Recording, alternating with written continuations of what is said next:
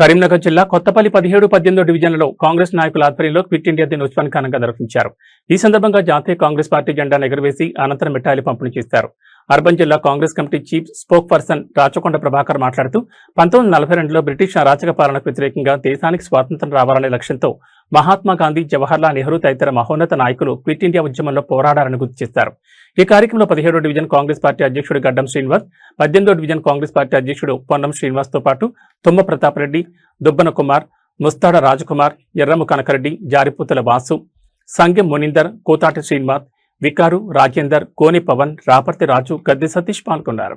Rachakonda Prabhakar, urban జిల్లా Congress committee chief spokesperson, Kothapalli Congress party 17-18 division ఆర్గనైజేషన్లో ఈరోజు క్విట్ ఇండియా దినోత్సవ కార్యక్రమం ఘనంగా జరిగింది.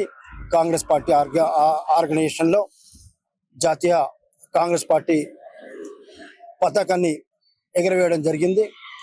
ఆనాడు 1942 సంవత్సరంలో బ్రిటిష్ వారి అరాచక పాలనకు నిరసనగా వారి బానిస బతుకుల నుంచి మనం ఇండియాకు స్వాతంత్రం రావాలనే ఉద్దేశంతో క్విట్ ఇండియా ఉద్యమం మహాత్మా గాంధీ గారు, ఆనాడు జవహర్లాల్ నెహ్రూ గారు మరియు చాలా మంది మహోన్నతమైన వ్యక్తులు, ఉద్యమకారులు ఇండియా స్వాతంత్రం కోసము పోరాడిన భాగంగా ఆ దిశలో భాగంగా క్విట్ ఇండియా ఉద్యమం జరిగింది.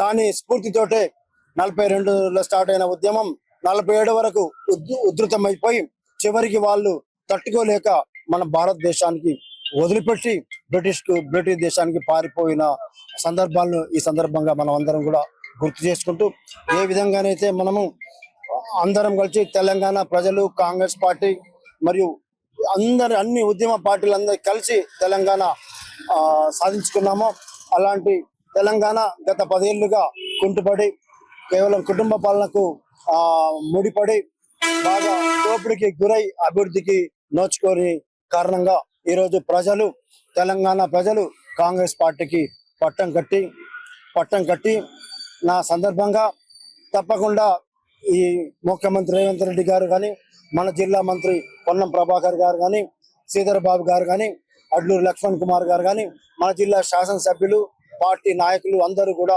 సమష్టిగా మన ఉమ్మడి జిల్లా అభివృద్ధి కోసం కృషి చేస్తున్నారు. తెలంగాణ అభివృద్ధిలో మనమందరం కూడా భాగస్వామ్యం అవుతున్నాము.